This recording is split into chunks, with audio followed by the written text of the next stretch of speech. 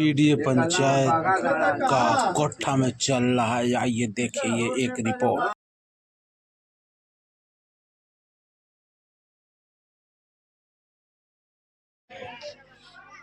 हम सौभाग्य सागर तथागत गौतम बुद्ध को तथा परम पूज्य बोधिसत्व बाबा साहब अम्बेडकर को नमन करते हुए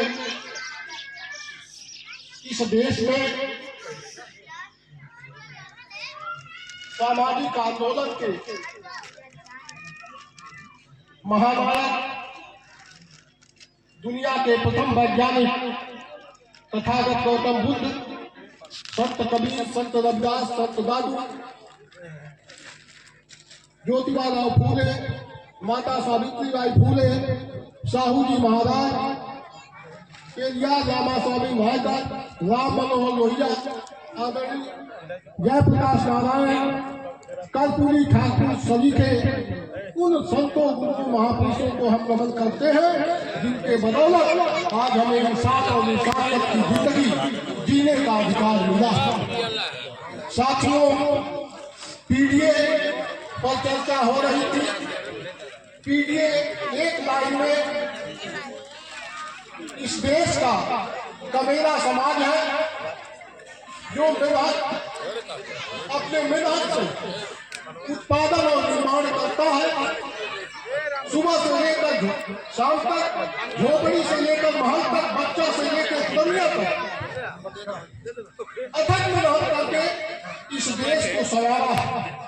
वही समाज पीडीए है और इस समाज को गुलाम और लाचार बनाने वाली व्यवस्था जो इस देश में गैर बराबरी के आधार पर बनाई गई व्यवस्था है, उस व्यवस्था को खत्म करके हमारे संतों गुरुओं महापुरुषों ने समानतावादी व्यवस्था को लागू करने के लिए संघर्ष किया और उसी कड़ी में परम पूज्य बाबा साहब अम्बेडकर ने उन महापुरुषों के विचारों को समता, स्वतंत्रता, न्याय और बंधुत्व पर आधारित इस देश में संविधान की रचना करके इस देश के दबे कुचले 90 सैकड़ा लोगों को अधिकार देने का काम बाबा साहब अम्बेडकर ने किया। लेकिन साथियों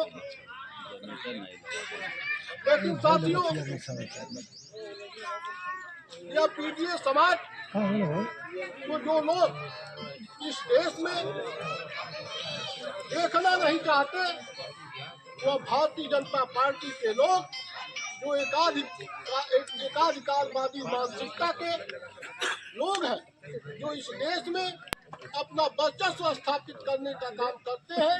यह भारतीय जनता पार्टी के लोगों के चेहरे को हमें पहचानने की जरूरत है।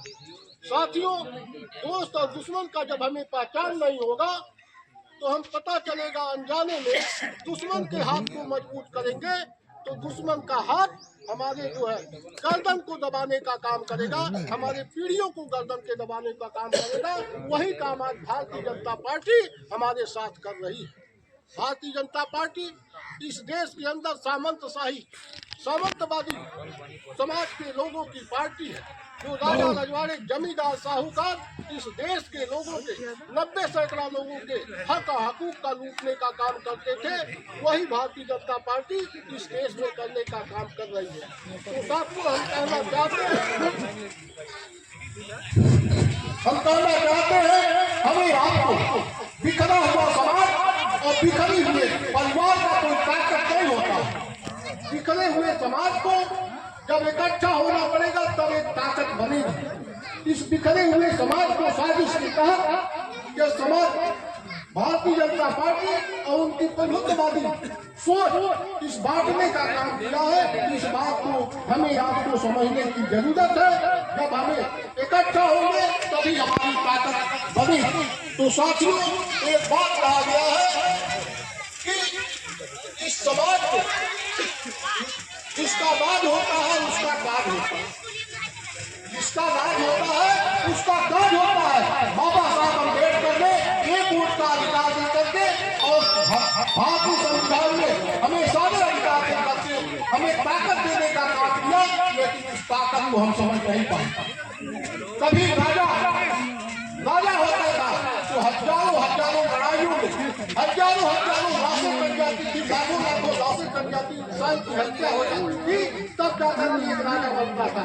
लेकिन बाबा साहब अम्बेडकर ने उस राजा और रानी के जो है बनने के जो है व्यवस्था पर रोक लगा करके संविधान में इस देश में एक अधिकार का जो है आपको एक अधिकार संसद में निर्वाचित करा के पार्टी से फूलन देवी को सम्मान के साथ सांसद बनाने का काम किया था। लेकिन जिस कायर ने फूलन देवी को पीछे से गोली मार करके हत्या किया, कायरता का बच्चा दिया, उसका नाम क्या था? शेर सिंह राणा। क्या नाम था उसका? शेर सिंह राणा। शेर सिंह राणा।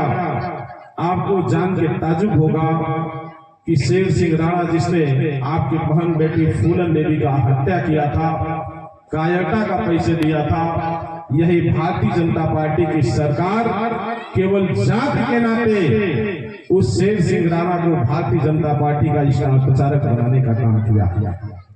तो क्या ऐसे भारतीय जनता पार्टी को आप मदद करना चाहेंगे? क्या ऐसे पार्टी को आप समर्थन करना चाहेंगे जो आपकी बहन बेटी को पीछे से गोली मारने का काम किया हो, और ऐसी पार्टी जिसने उसे स्टार प्रचारक बनाने का काम किया?